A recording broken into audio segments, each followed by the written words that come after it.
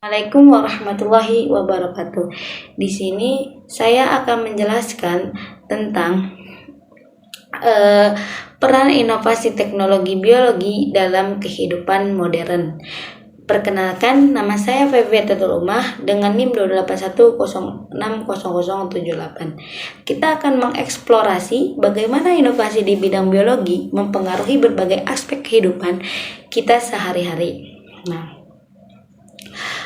Sebelum kita mulai, mari kita lihat tujuan pembelajaran yang ingin kita capai hari ini. Setelah mengikuti presentasi ini, diharapkan kalian dapat 1.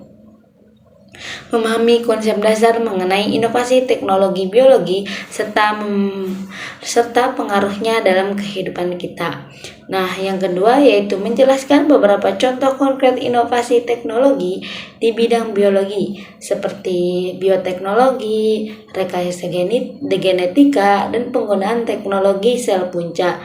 Nah, yang ketiga yaitu kalian harus dapat mengidentifikasi manfaat dan risiko yang mungkin muncul dari penggunaan teknologi biologi dalam kehidupan sehari-hari. Nah, yang terakhir yaitu menyadari pentingnya aspek etika dan tanggung jawab dalam penerapan teknologi biologi di masyarakat. Dengan memahami ini, kalian dapat menjadi individu yang lebih kritis dan bijak dalam memanfaatkan teknologi. Nah, sekarang mari kita mulai dengan pendahuluan.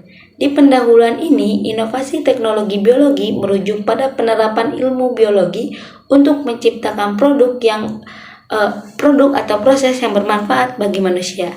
Nah, ini sangat penting karena inovasi ini dapat membantu kita menyelesaikan berbagai masalah global seperti kelaparan, penyakit, dan masalah lingkungan.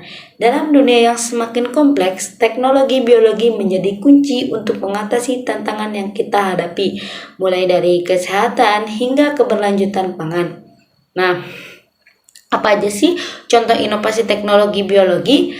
Mari kita lihat beberapa contoh spesifik inovasi teknologi biologi yang sudah ada.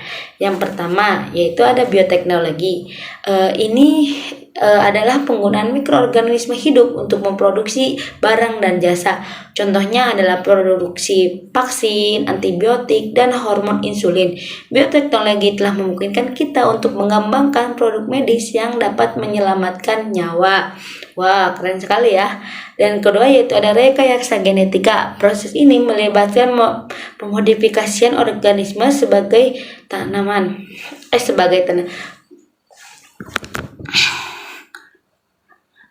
Proses ini melibatkan pemodifikasian gen organisme.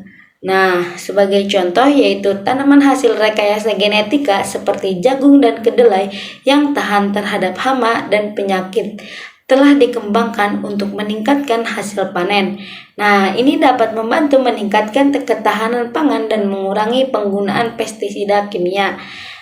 Dan yang ketiga yaitu ada teknologi sel punca. Teknologi ini menggunakan sel-sel yang memiliki kemampuan untuk berubah menjadi berbagai jenis sel lainnya. Dalam dunia medis, terapi sel punca dapat digunakan untuk menyembuhkan penyakit degeneratif dan regensi jaringan. Misalnya sel punca dapat membantu dalam pengobatan luka bakar dan penyakit jantung. Waduh, keren sekali ya. Nah, apa sih manfaat dari yang kita bahas ini? Nah,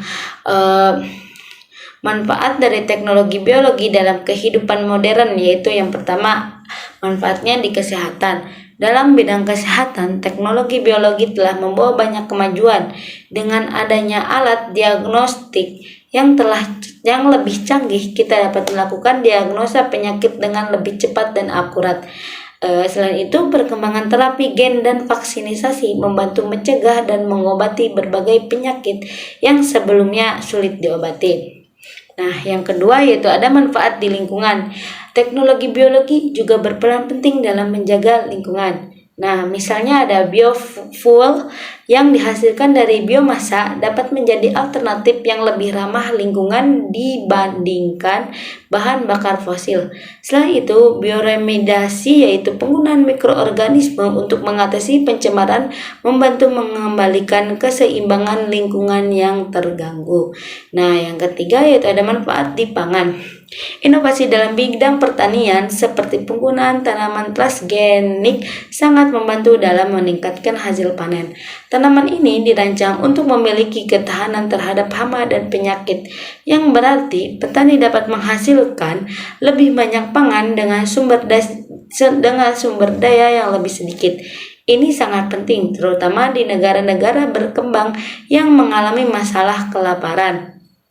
Nah, di sini ada resiko dan tantangan inovasi biologi. Tantangan inovasi biologi, meskipun banyak manfaatnya, inovasi teknologi biologi juga menghadapi resiko dan tantangan. Yang pertama yaitu etika. Salah satu isu yang paling banyak dibicarakan adalah etika.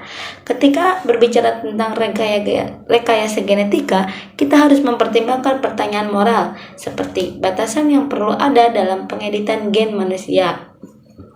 Yang kedua yaitu penggunaan teknologi tertentu juga dapat memiliki dampak negatif pada ekosistem. Misalnya, tanaman transgenik yang ditanam secara lurus dapat mengurangi keanekaragaman hayati.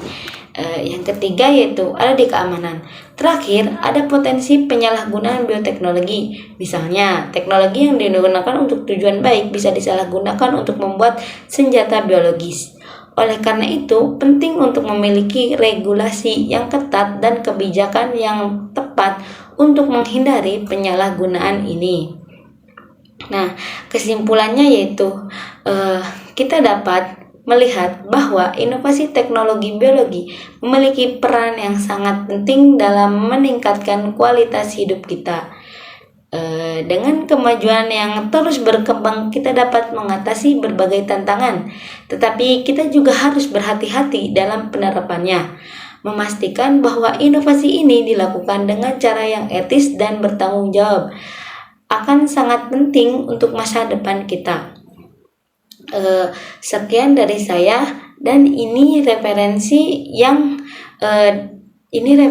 dari materi yang saya kasih tadi, yang saya terapkan di PPT ini. Kurang lebihnya mohon maaf. Wassalamualaikum warahmatullahi wabarakatuh.